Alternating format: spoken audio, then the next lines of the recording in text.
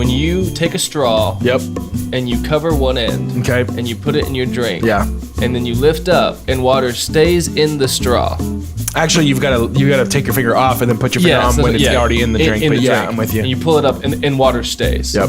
Like I get that it creates a vacuum seal. Yep. Like I get that. Yeah. Now let's back up. Yep. 2 holes. Yep. Just one straw. Is a straw just a really long hole?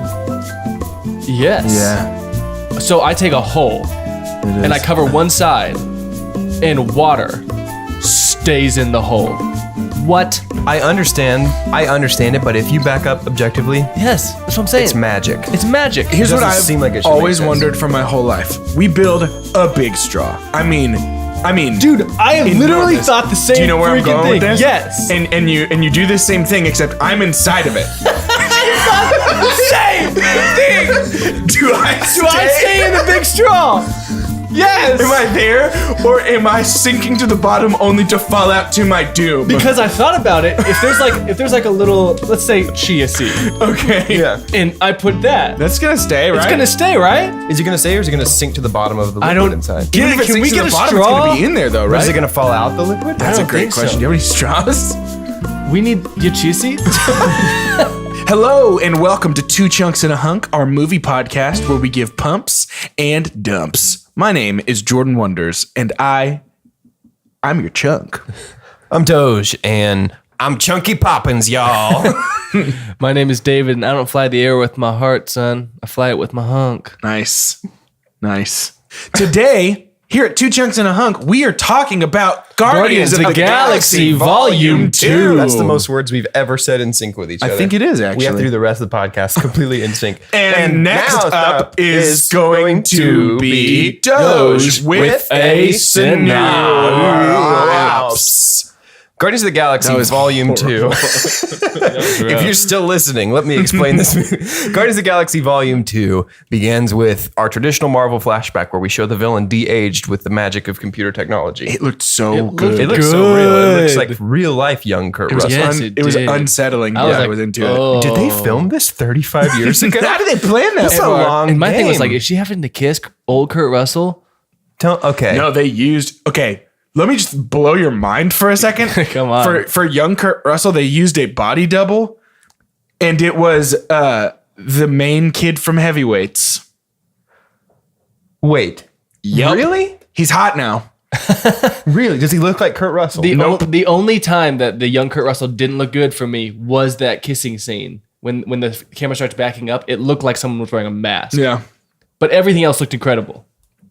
Continue with the synopsis. Yeah, believe it or not, there's more to this movie than just young Kurt Heavyweights Russell. But Not we're really. really going to focus in on Kurt Heavyweights Russell. We think that's where the real narrative crux of this magic movie is. lies. That's the best part of this. So we start with a flashback of Kurt Russell on Earth, revealed to be Peter Quill's father. We flash forward. The Guardians are protecting some batteries from an intergalactic squid kraken thing. Mm-hmm. There's a fun fight sequence. Then they get kind of chased away by the Sovereign. They essentially end up crash landing on a planet called Berhert, which is the best band name. Yep. And then they are visited by Ego, Peter's father, who takes with him Peter and... See, I thought his name was Ego. and you had to let go of him. I had to let go of him. Yeah, no, it's Ego. You had to let-go of him. Nice. Let-go my ego.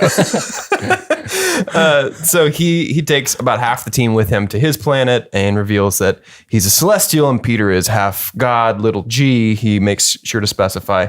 And then the Ravagers kind of run afoul of Rocket and his half of the team, and really, it's kind of a mess in the middle. A whole bunch of things happen all over the place. We're back and forth between these two camps. They reunite on Ego, who is a living planet. They reunite for the final climax, in which they have to drill into Ego's core and destroy his brain, actual human-looking brain, in order to kill him, so that he doesn't cause all the flowers he's planted all over the galaxy to bloom and kind of take over everything. Yep. So that's the very weirdly plotted and structured Guardians of the Galaxy Volume 2. Yeah. It's good. Well, let's start talking about it then.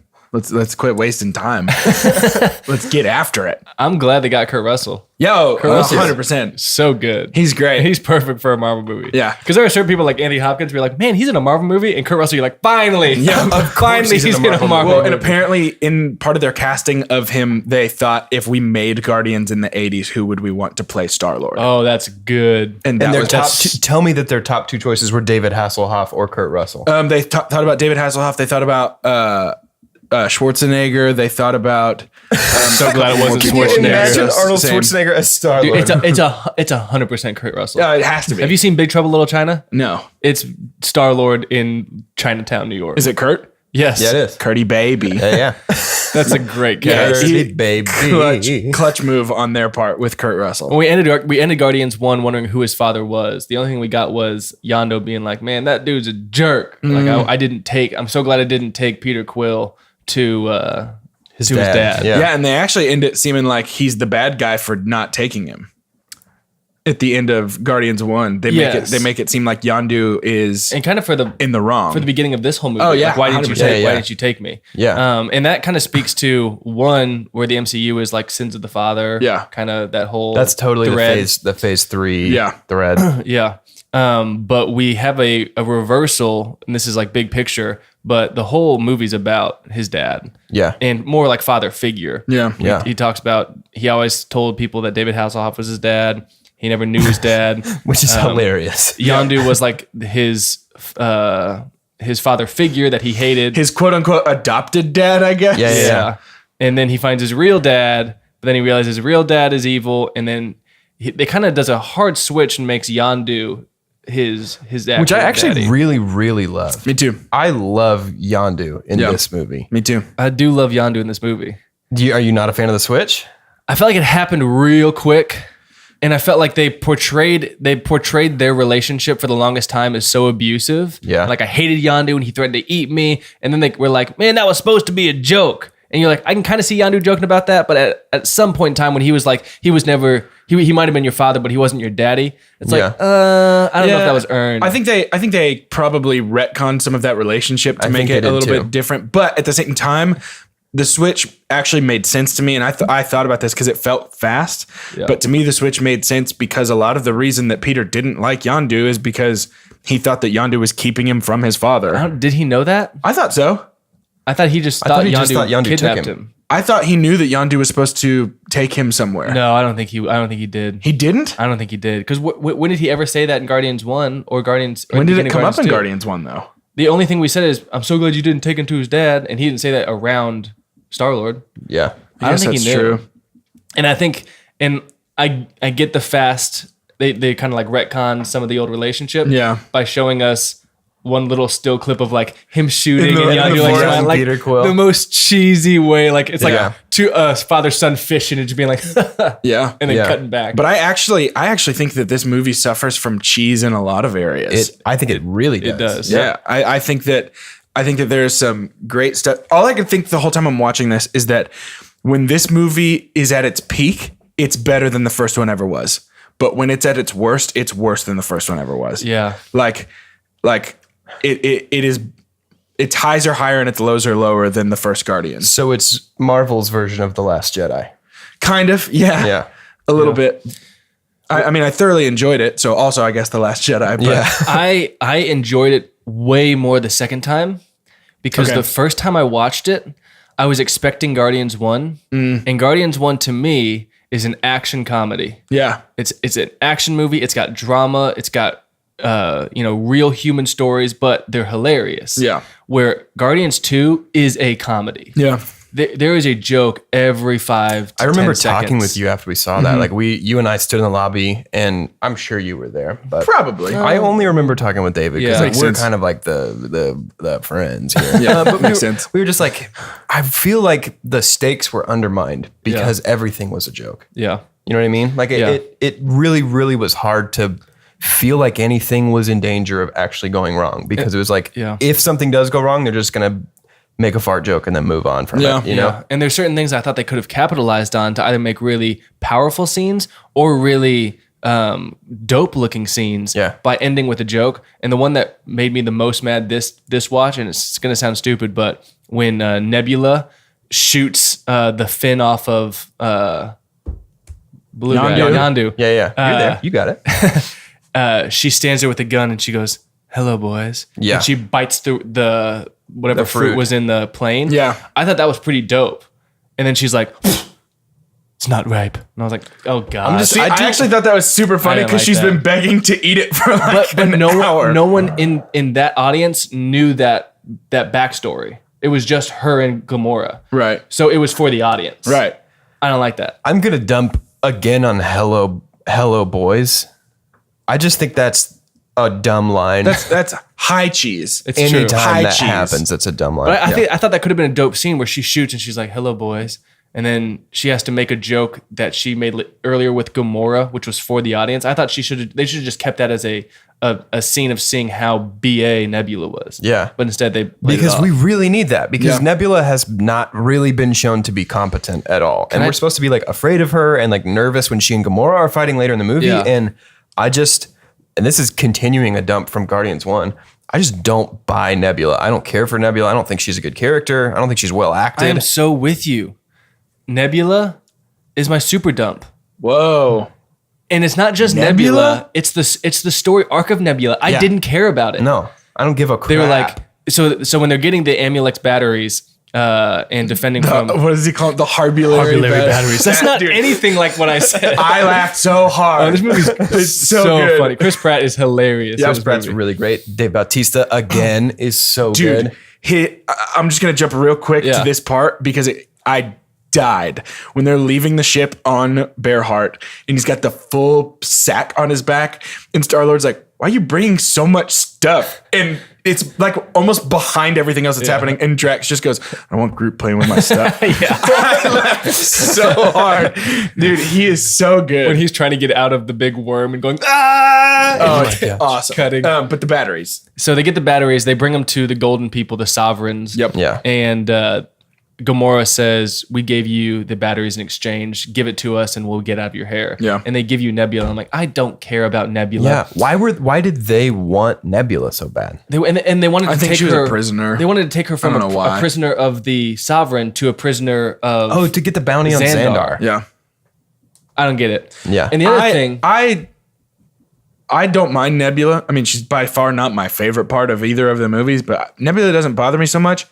Her place in this movie was surrogate Loki, though.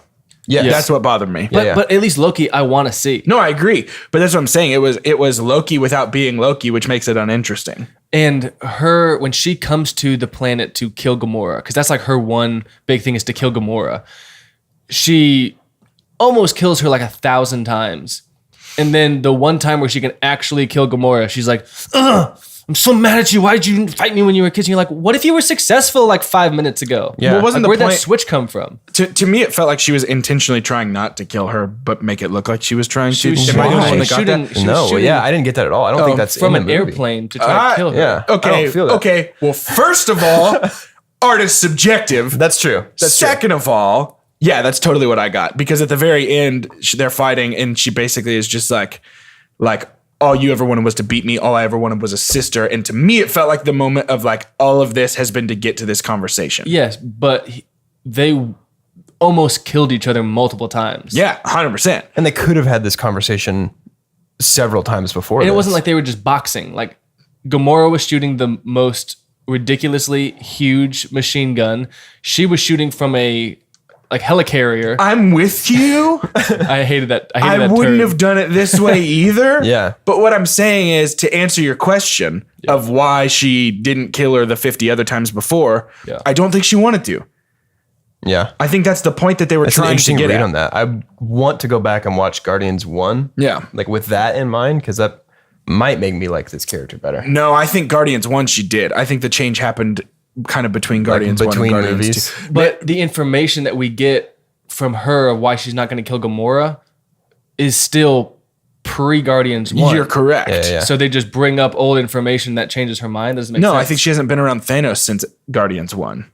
I think that Thanos has probably been influencing the things that she does a lot. But she's been independent since Guardians 1. She wanted to kill Gamora because Gamora made her what she is. She wanted to kill Gamora because Gamora betrayed Thanos. No. She hated Gamora because they were. You're right. They also villains. didn't like each other, Yeah. but her main thing was, I'm working with Thanos right now. So as we're talking through this, we are uncovering the reason that Nebula sucks is that she doesn't have a clear and easily understood motivation, and it seems to change all the time. Yeah. Which you're exactly right. She's surrogate Loki. And it's not like Loki, because Loki, he can be playing us. Loki seems like his motivations are changing, but his motivation is always serve myself. We maybe don't see it. Well, Where Nebula is just and Loki is fleshed out. Loki has, we have history with Loki as an audience. We have reasons to care if Loki lives or dies, or if Loki kills our other characters. Well, and I think it feels to me like, so the theme of this movie is obviously like a found family thing. Like you choose, you can choose your family, which is the same message as Guardians 1. Fast and Furious. Yeah, same message as Fast and Furious, same message as The Fox and the Hound, same and message similarly, as Suicide this Squad. movie ends with the entire crew on a beach drinking Coronas. So it's very similar to Fast It's really awesome. Space Coronas. Also a great band name. Or just actual Coronas, I guess. Actual Coronas, like from the sun. But I think that the writers probably saw like, we want to make a found family movie. We should bring Gamora. We should bring Gamora and Nebula's story back into this. And I just don't think we needed that. Yeah, Gamora could have gotten killed, and I'd have been like, cool. Nebula. I was about to say, I like Gamora. Yeah, Gamora is great. Yeah, Gamora doesn't need two found family things. Like her found family can be the Guardians. Like, 'cause she's still resistant to any kind of deeper relationship with Peter at the start of this. Like that can be her way of expressing the theme. And I think they did that, but they just added Nebula on top of it. Added another one for her to do. To bring it to Last Jedi, it was like when Finn and Rose were just off doing their own thing. And I was like, can we please get back to Rey? Yeah. I do not care about this storyline. Every time Nebula and Gamora were like, we were fighting as kids. I was like, I don't care. Can I fast forward this? I wonder, now having seen Infinity War trailers, I wonder how much of the Gamora and Nebula backstory was studio mandated to set up for Infinity War. Because it looks like we're going to get flashbacks of them as kids with Big Purple Daddy Thanos. At least Gamora as a kid. Yeah. So I'm wondering now, like, as we're talking about it, this is the first time it's occurring to me. I'm wondering if that is studio mandated. Yeah. And I will say, you mentioned a couple episodes ago, it did look like she was a soda can getting popped out. And every time I was like, oh. Yep. And that's the interesting thing is I actually like the character of Nebula, if only for the reason that, like, I think her character design is very cool. And I think that Karen Gillan is actually a pretty talented actress. And so she doesn't detract from the movie from me, but I'm definitely not like, get me to my Nebula scenes. But I do want to talk real quick. We kind of brushed over the very beginning, and I just want to talk about the opening scene with the Guardians fighting the Kraken and how dope that scene is. It's a fun scene. And how it watching this movie again, I now realize perfectly sets the tone for this movie. Yeah. It does. It perfectly tells us this movie is going to be a blast. It's going to be a comedy. It's going to be hilarious. Yeah. And it's going to look really pretty. Yeah. And those are the main 3 points. So good.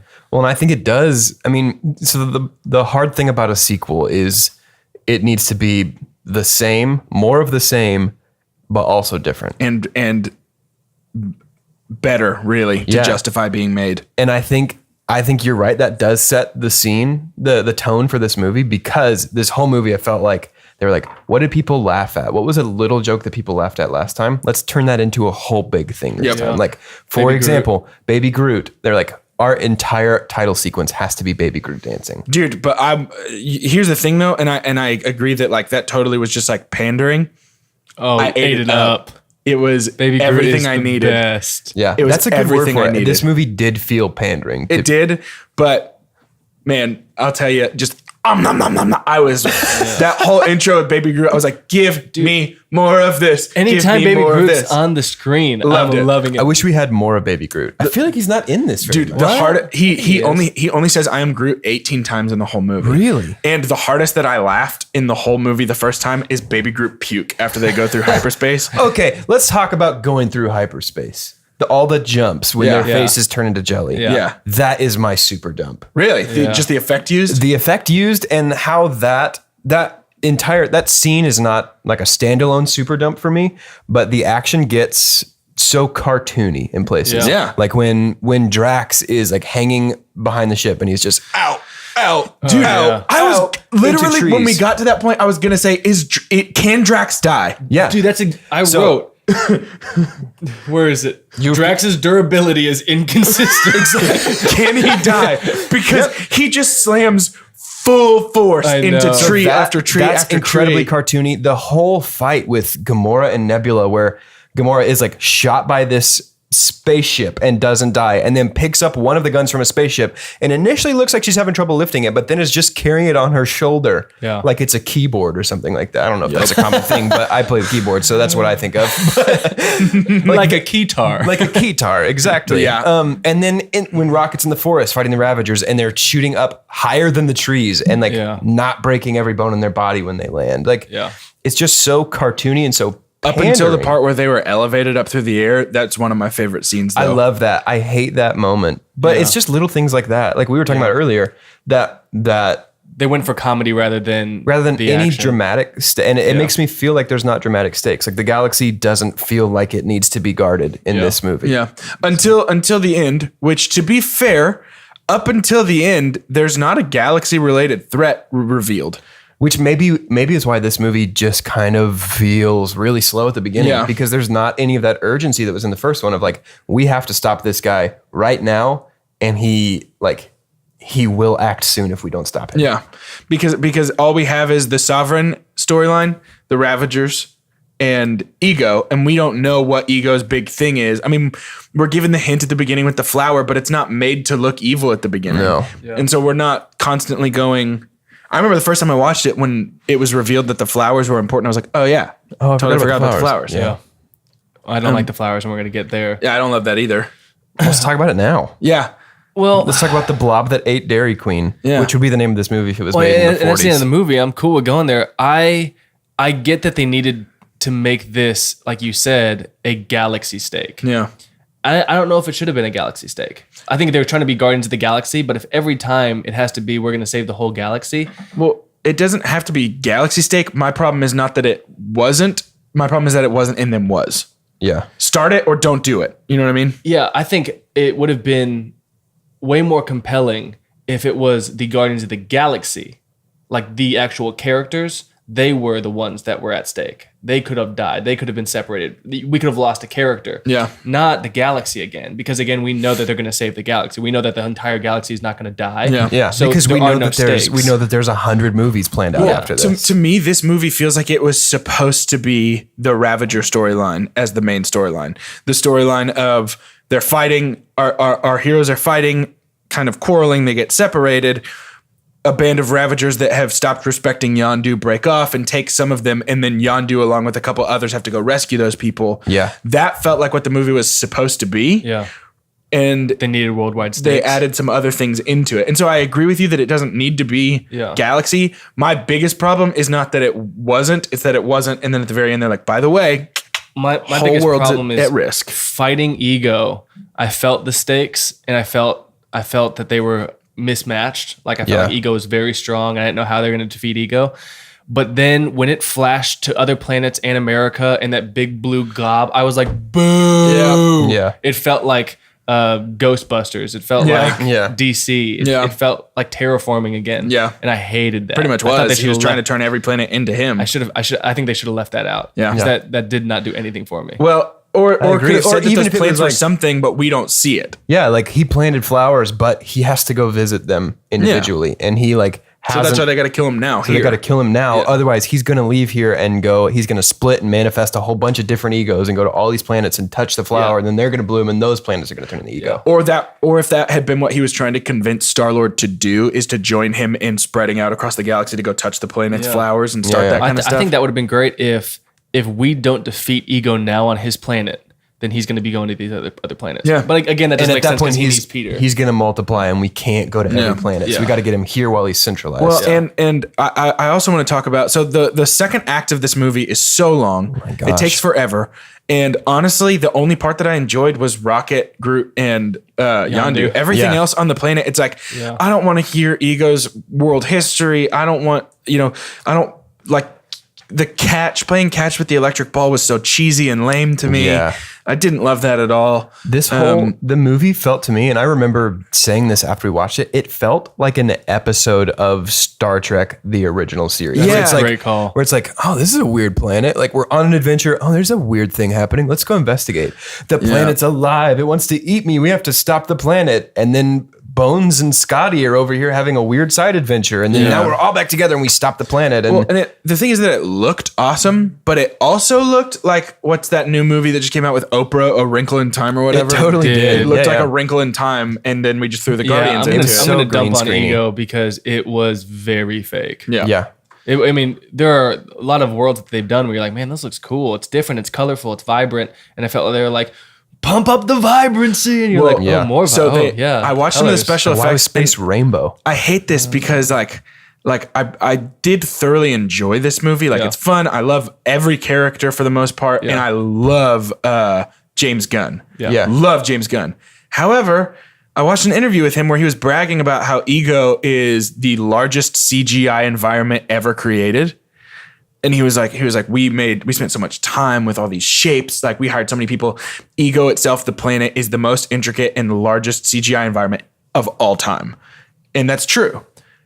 But as he was talking, I'm like, yeah, and it's obvious. Yeah, you can tell. Like it's one of those things where it's like, okay, I get that that's a cool achievement, but like it doesn't look like our heroes are there. Nothing looks worse in this movie to me than whenever Drax and Mantis and Gamora are standing and there's like a sunset behind them. Yeah. Like it legitimately looks like a video game cutscene.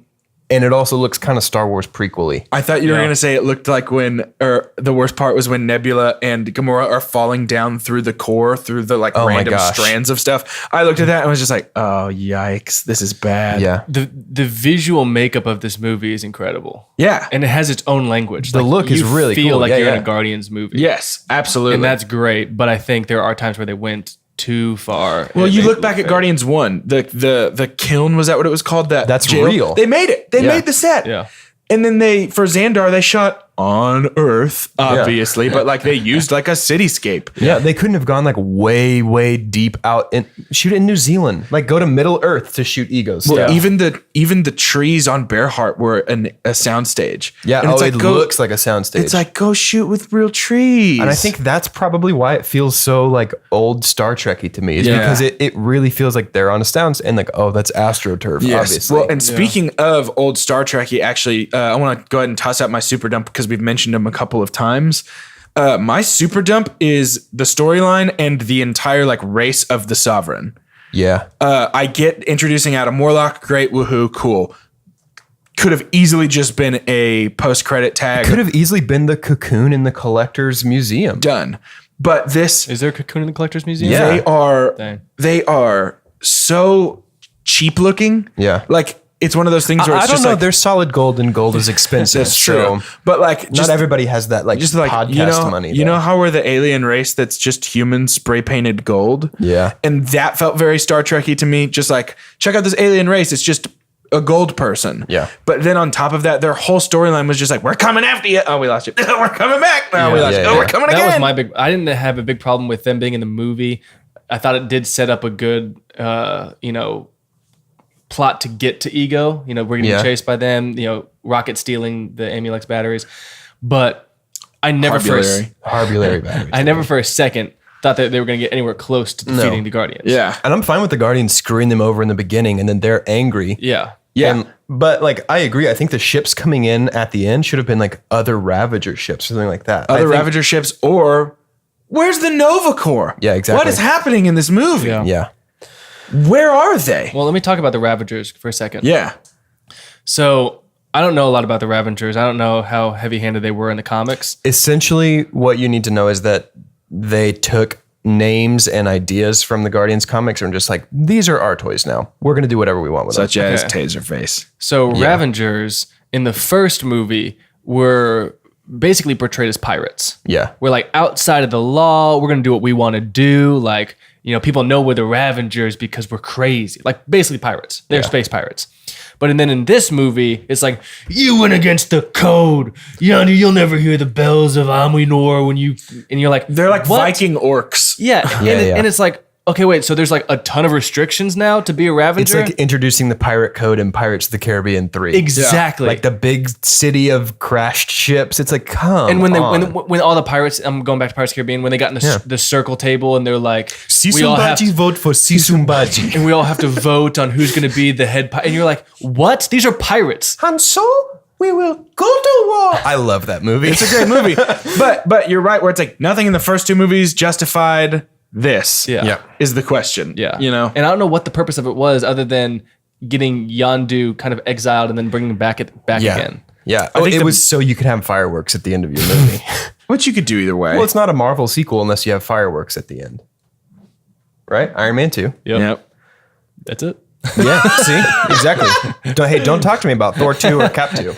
But fireworks. But yeah, there was a lot to be desired and that's why I think that if I had to guess, the movie was probably meant to be focused in a lot more on the Ravagers because I would think have loved that. I think that there was a lot more like world building to be done there to earn a lot of the assumption that it's like, this goes deeper, right? With the Ravagers, it's like, no, we don't know that. Yeah. We've seen one crew of Ravagers and I thought that was all the first one. Ravagers Yeah. there was. I didn't think that there should be like an army of Ravagers. I felt like No it should, like they're pirates. I gotta say though, that first planet that they're on, which it's like snow Vegas in planet? the snow, Yeah. and Yeah. that's where he meets up with Sylvester Stallone. And he's like, "Hey boy, you go out of Ravagers." Yo, Yandu. You went against the code. Yandu, I did it. But when he does that stuff, he's like, "Hey, dude, you're never gonna be able to do the fireworks." That's But what's going to make our podcast really funny if we just all talk do like that Sylvester forever. Stallone for a But bit. I loved that planet. It looked awesome. I was very into it. I liked the way that like the robots just looked like gross Crayola colored people. Yeah. It was cool. Was not on board with them at all. I didn't like it. No. But like I liked that it was in there. The world. Yeah. Well, I felt like I didn't need to know more about the Ravagers. I felt like I needed to know more about Yondu. Yeah. And they gave me that. Yeah. And Yondu was great in this movie. I loved Yondu. The scene where they break out and give him his prototype fin. That and was the arrow funniest scene thing in this is movie when Groot hands him the badge again. Oh, I love it. Oh, 100%. Underwear, the guy's eye. One of the best lines in the whole movie is when he's talking about hats. And he's like, yeah, he didn't like hats. He's like, because it makes their head, you can't tell if their head is shaped funny or if that's why you don't like hats? Yeah.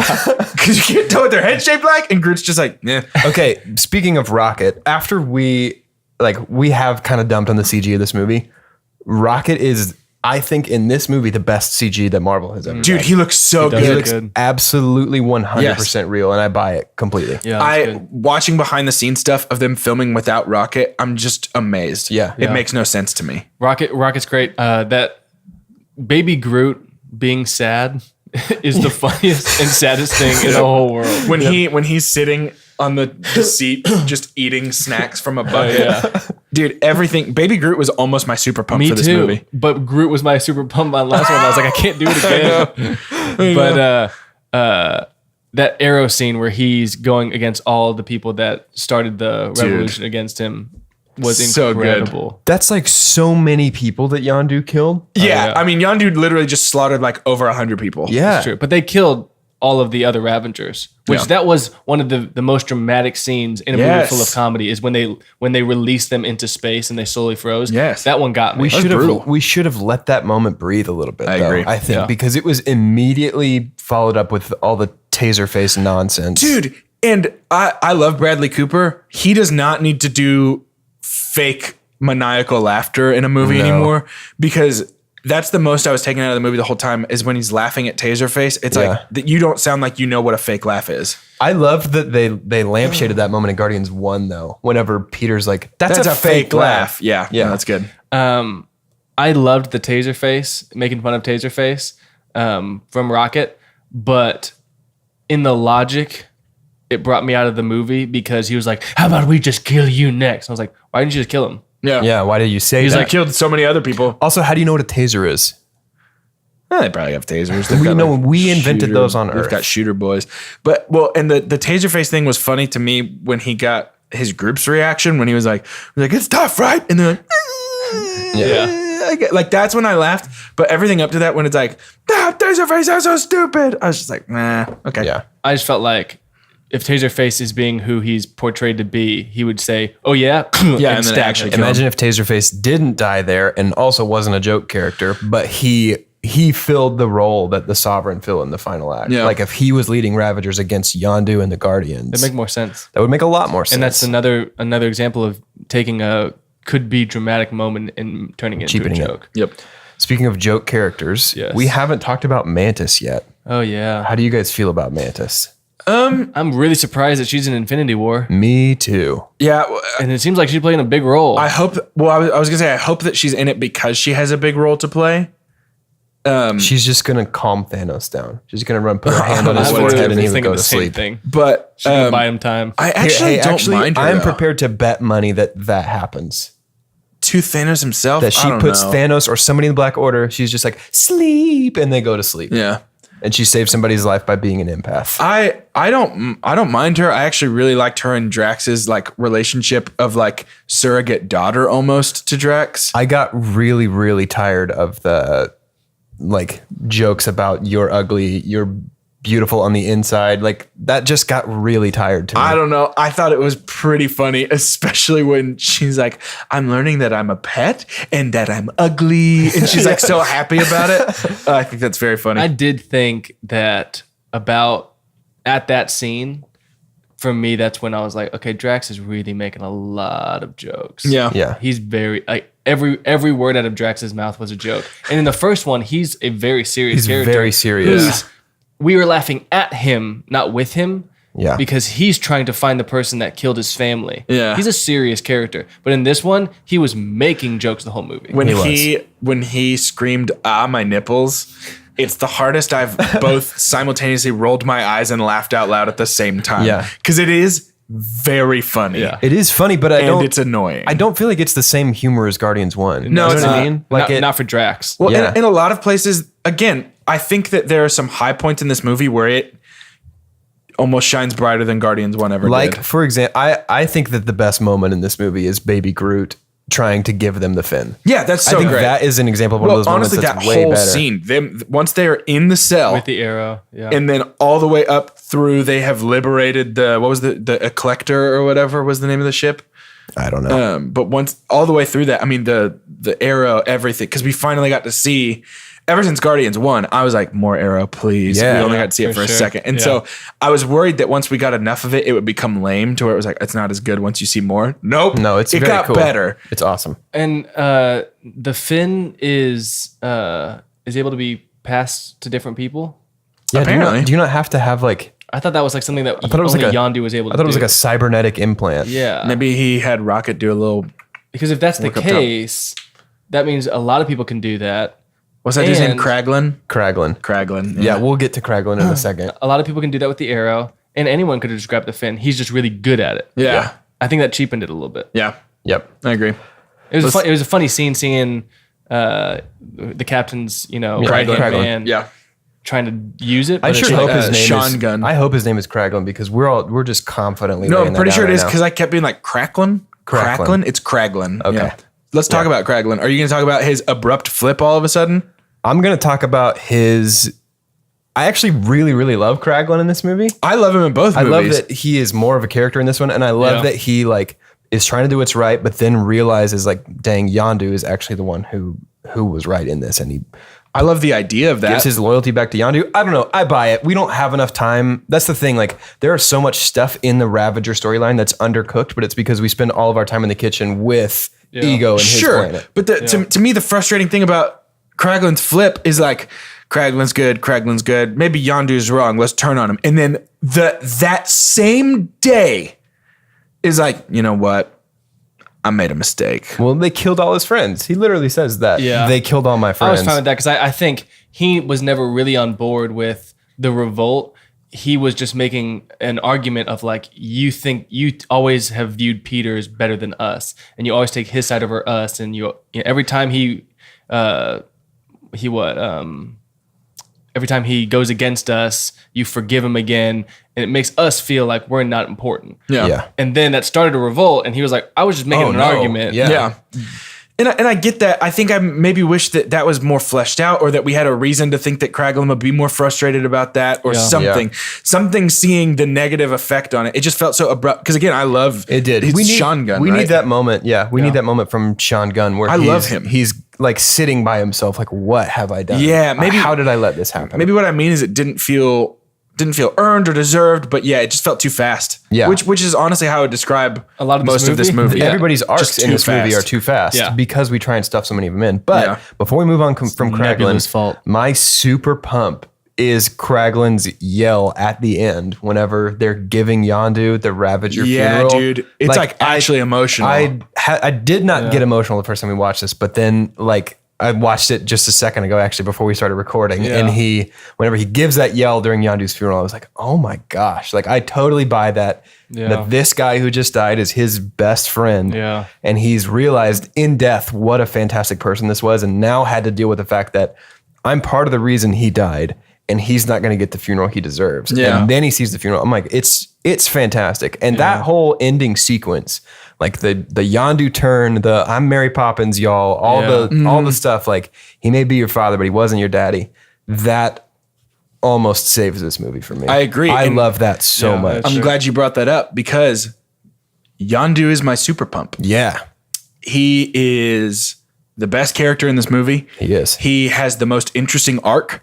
He has the coolest power. He does all of this stuff. And for me, when I realized that it had to be Yondu as my super pump when I was watching this yesterday, is when he's talking to Rocket. And when he's doing absolutely. I know you, boy, because you're me. I was literally, oh, that's so good. Jess and I both looked at each other at that point. We're like, Yondu is my favorite character in Guardians of the Galaxy. Yeah. And I honestly hate that he's dead. Yeah, hate it. I do too. I think it was such a stupid idea to kill him. Yeah. But it was very impactful. It needed to happen. Yeah, I agree. Yeah. But yeah, man, every good part of this movie somehow incorporates Yondu for me. It does. And so for that reason alone, Yondu is my super pump. Yeah. I don't think we needed ego. I think it could have been a Yondu story. Yep, I agree. Yeah. I'm gonna go ahead and just give I haven't given it yet. My super pump. It's gonna be Baby Groot. As we've Is been it going, really? Yeah, it has to be Baby Groot. He's every time he's on the screen, I'm glued and I'm laughing. Dude, and he's great. But I wish that I didn't give out my super dump to Nebula, although I do not care about Nebula or her storyline. The thing that frustrated me the most is when Ego is going through the story of how he needed an offspring to help him conquer all of these planets. Yeah. And then it shows those little like statue marble things. Yeah, marble dolls of history. And it shows him, because all we saw the first time was him kissing his river lily, Peter's mom. Yeah. But then it shows him with all these other planets. And you're like, oh, shoot. And I'm like, wait, why did he stay human form for all of those different It should have alien just been creatures? an alien wearing his red leather jacket, so we know that it's him. Yeah. Well, and I wish that we could just make a rule across the board from here on out. Let's stop having movies that in the middle of the movie give you backstory through some like futuristic form of claymation. Yeah, thanks, I'm over that. Man of Steel. You did that already. Yep. Yeah. Man of Steel. We've got even in Black Panther did it, although they did it right up front, which I appreciated because that's when we want the backstory. Yeah. But I'm talking about this stuff where it's just like, and here is a perfectly timed illustration Timed of what out we're to talking the words about. I'm saying. Yeah, and to me, it like I may be getting big for my britches, as some of my very Southern family members would say. Sure. But it feels like lazy writing. It does. To not give a full backstory and then give more backstory in the middle and just be like, look how clever we are. You had no idea. And it's like, yeah, because you didn't tell us. Yeah. To me, the making him human on all the other planets while he's trying to find offspring or trying to make offspring is a worse version of removing a superhero's mask at the end of the movie so that we know, like, oh, it's him. It's him. It's like that destroyed that history for me in the logic of this movie, because there's no way he would stay human. He would actually be whatever creature he's trying to impregnate.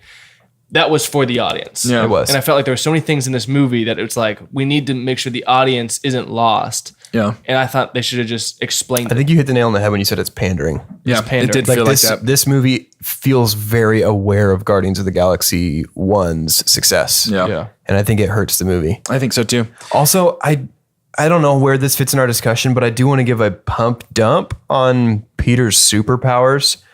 A dump on the fact that he has superpowers, because I hate that. We don't need that. He at loses all. them.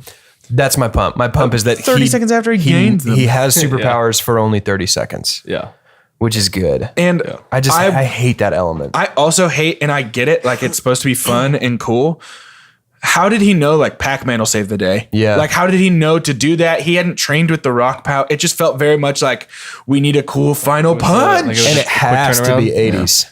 Has to be 80s themed. Same with the Sovereign in their arcade fleet. Yeah. Like has to be like 80s, like video game arcade. Now, what I thing. will say is 80s, 70s, early 90s, whatever you want to say, still a huge pump to the soundtrack. They crush it every single the soundtrack time. is incredible. Soundtrack is great, but that's the thing is like in the first movie, the only like retro kind of like 70s, 80s vibe is the music. And in this, it moves past the music to actually exist in the universe Yeah, of the show. that's It's a like great everybody point. is consciously referencing The 80s. the 70s and Which, 80s. to be fair, that is when Kurt Russell spent time on Earth. That is Right. like the I time don't have a Ego was problem on with But Earth. he's saying like the referencing that. arcade starship. I hate the arcade Galaga, starship. Galaga Yeah. type sound Yeah. music. Yeah. Can I give a pump dump? It's not against the rules. Okay, thank you. So my pump dump is that the pump is the moment where he was like, and that's why it killed me to put that tumor in her. And his eyes go from black and he's like, what? Yeah. And you're like, oh, shoot. And he just starts shooting him. Pump on that. Dump, because if Ego's actual goal was to win Peter, he would have never told her that. Yeah. Told her that. You're absolutely Yeah, right. absolutely. It was pointless. It was again, I don't know if it was pandering, but it was lazy writing because we have to get the climax where Peter turns on him. And so for someone who's clearly trying to win over your heart, they're not going to be like, and so I put the tumor in her, but I know that sounds bad. Hey, it's like, no, ready? he would never have said that. Marvel, call me. We're about to do your job for you. Peter sees eternity, right? Mm-hmm. Eternity goes forward and backward. Peter sees him put the tumor in his mom's head. Yep. We don't need Ego to say that. Nope. Peter watches it happen Yep. and goes, hey, I know what you did. You killed my mom. Yep. Yeah. That's so easy. I will say that moment, I also dump on that moment pretty heavily. It did, however, give us the line, you killed my mom and squished my Walkman, which I was a huge fan of. Yeah. That is funny. And that line then leads us to Peter getting a Zune at the end of this movie, It's what everybody on earth is listening which to. is literally That's what may be the hilarious. funniest moment of the movie to me, or close to it. Have you seen the stuff online of people saying that they want Guardians 3 to be called Guardians of the Galaxy.mp3 since he has a Zune now? No, that's good, I though. think that's really great. That's really good. That's funny. That's good. So yeah, I mean, is there anything else we need to talk about?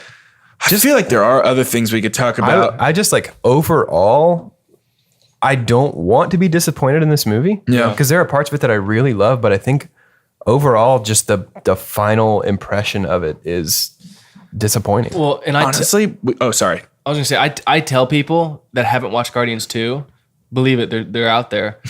They do exist. I say, just go into it as a fun comedy.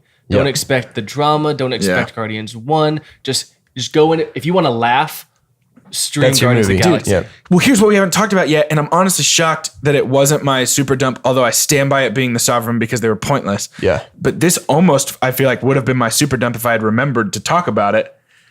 Don't expect Guardians of the Galaxy, and don't expect Star-Lord to be in this movie. Yeah. Star-Lord is barely in this. Yeah. Yeah. Like, at all. Yeah, that's a pretty Well, good it's point. because he's Captain Kirk. He's Yeah. just investigating this weird planet while everybody else on the crew is having adventures. Yes. And I hate to be the guy who's like, Chris Pratt carries your movie, but Chris Pratt should carry your movie. Yeah. Yeah. And he didn't. And I think that's a lot of why this movie felt underwhelming. Michael Rooker, Merle from The Walking Dead, Who- and Bradley Cooper voicing a raccoon carry your movie. Who, to be fair, Incredible. they crushed it. Yeah, Yeah. They're both incredible. in crushed this. it. But how do you not have your main character be your main character? Yeah. That's the miss of this movie to And, me. Sure. and I think there are just a few things like that honestly, unfortunately, made it pretty underwhelming. Not to say I didn't thoroughly enjoy watching it and Yeah. still kind of like it, but Yeah. it was. I don't want to say disappointing, so underwhelming is my verbiage that I will Yeah. choose. Yeah. Yeah, I'm Yep. with you. I agree. Well, we're kind of already like dancing around rating it. Yeah, so I guess it's time to just jump on in, right? Yeah. Yep. Well, our rating system at Two Chunks and a Hunk is pretty simple. It's scientific and perfect, so don't add us. Here's how it goes. The best thing we could ever say about a movie is own it, don't lend it, buy that poster. The next best thing we could ever say about a movie, buy it. Spend your hard-earned buckaroonies. The next best thing we could ever say about a movie, rent it. Don't spend full price buckaroonies, but some of your bucks, spend. The next best thing we could ever say about a movie, stream it. If you're already spending some of your bucks on a streaming service, you can put those bucks to good use and watch this movie if it's on a streaming service. The next best and second worst thing we could ever say about a movie is forget it. You're better off if you just pretend this movie does not exist. Doesn't happen. And lastly, the worst thing that we can ever say about a movie, ego has forsaken us. So, anybody confident enough to go first? I'll go first. Hit it. And I just do want to give a dump on myself because going into this morning recording, I thought it would be really funny if I could work in a joke about the ecosystem of Ego, the planet. And I didn't do that. So Dump on you for while that. we're talking about disappointing performances, let's go ahead and I'm chief among you guys. This movie is very hard for me to rate. Yeah. And can I combine? Nope. Can I make my own rating? I don't think so. No. Because ours is flawless. It's I'm going to give scientific. this Don't do it anyway. Don't do it anyway. You're just going to do it Stop, anyway. Nope, stop, nope, nope, stop, nope, nope, stop. Because every time you Think ask about if you what can do you're something doing. and we say no, you just do it anyway. Think about No. what you're doing. This will upset the space-time continuum. I'm going to give it a stream it. Okay. I've been waffling between stream it and forget it. Okay. Ultimately, I'm going to land on stream it Yeah. just because you can't forget this movie because if you watch Guardians 1, you're going to want to watch more Guardians of the Galaxy. Yep. Yeah. So it's impossible to forget this movie. Yeah. So stream it because I don't know that it's worth the buy or the rent. I already kind of said mine. Oh, you It's did? stream it as well because it's a funny movie. Yeah. It's I wouldn't even call it a fun movie or a great movie, even super necessary.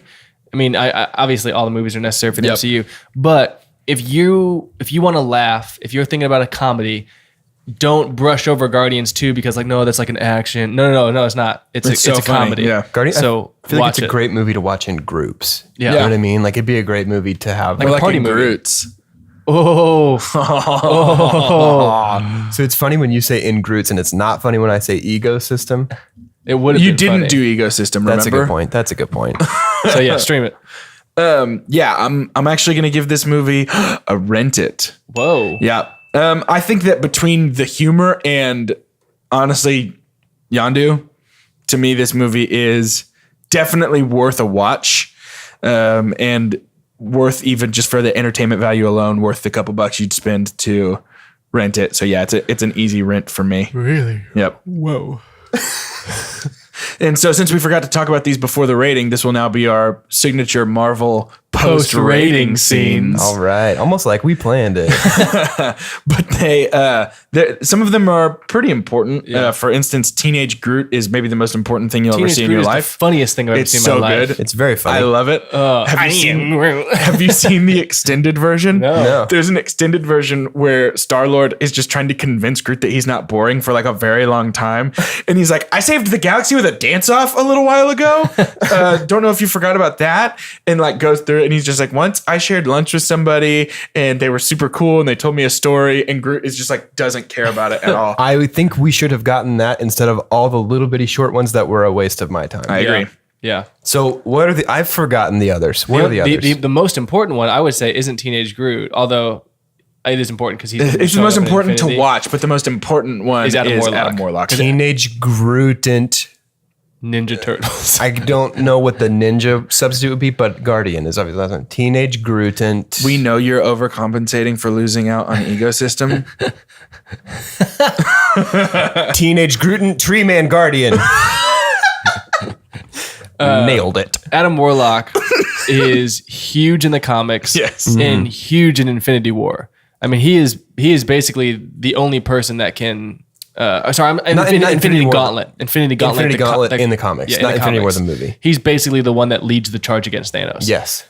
I I have my own thoughts about how Adam Warlock's going to play into Infinity War, but we'll save that for Wouldn't It Be Nice? We will. But that's the most important. Yeah. And then there was a bunch of other The little other one bitty short ones. is Playing with the fin. yeah. Or playing with the Kraglin arrow. shoots the arrow into Drax, which I which didn't again love. calls Drax's durability into question. Yeah, he's immortal. I mean, Drax can't die. But what was Yeah. Drax's We're going to one? find that out. Because he stabs him like in Oh, the yeah, shoulder yeah, with yeah. the arrow. Throat. Okay. Yeah. It's like, In the throat. can Drax not die? He Yeah. can't. Well, and that's one thing that I thought in Guardians 1, Drax was a little too weak. Yeah. I felt like Drax should have been one of the. Well, I mean, in the what comics, stop- he's one of the most powerful. Now what stops Drax from just being like, Thanos, I have come to bargain. Yeah. And like, And then punching him. anyway. And then there's the one shot of Sylvester Stallone and his team of Ravagers. who I are- actually liked that. I liked that, but like, there's so much of that just, we don't need it. No, we don't, but I think that one was a fun nod. Yeah. What was, and then- what was that one? It's the one where they're like, took the death of Yondu to get us back together again. Kind Oh, of a the thing. original Guardians. The original Yeah. variants, yeah. Yeah. I didn't care And about then that. I loved David Hasselhoff at the end of the credits coming up in the bubble and saying, "We are Groot." It's not really part of the movie at all. I just laughed so much. That was great. I think there was just too much. Like, that's the Yeah. thing that characterizes this movie is just excess, much. excess of the things that they thought were great about Guardians 1. Yes, Yeah. I agree with That's a that. great point. Anyway, so we've rated it. We've talked about it. We've talked about the post-credit scenes. Truth. Post rates. So we do have some shouties, and unfortunately, last week we did promise that if you promised. posted about us, well, it was a group decision. If you posted about us and earned yourself a shout out, that we would scream your name We into our would actually microphone. shout it out. Actually shout out your name. I promise one letter at a time. Did not agree on that. We did not. That was never agreed I'm upon. unfortunately outvoted, but we will still yell your name. So now we're going to get up from the table and walk a little farther away from our microphone so that we don't kill Adam Stout, our very good friend who does a good job running sound for us. Before we do this, no, there's an implied thank you before Yeah, these we're names. just going to yell your name though. All de Armas! Wayne Briggs! You got a good angle, my boy. This is fun. Welcome to the big leagues, David. So thank you guys for posting about us and Yeah. earning yourself those shouties. Thank you. We might do that again. We might not do that again. We're not going to do that again. We're not going to do it again. No. But if you want to shout out on our show, post about us on social media, use the hashtag officialchunky. Official Chunky. Or email us through our website. That's twochunksinahunk.com, wherever your AOL discs are sold. And next week, if you give us a shout out, we're not going to shout you out. We're going to whisper you We'll out. whisper your name. What you mean? Thanks. We'll whisper like this. Hey, stay tuned later this week. We miscounted our weeks for Infinity War. That's true. So later this week, we're going to be discussing Spider-Man Homecoming. It's going to be a very good time. We hope you'll join us. Go Web Go! For Two Chunks and a Hunk, I'm David. I'm Jordan. And I'm David. And I'm Doge. And I'm David. And I'm Jordan. And I'm Jordan. And I'm Jordan. Jordan. Jordan.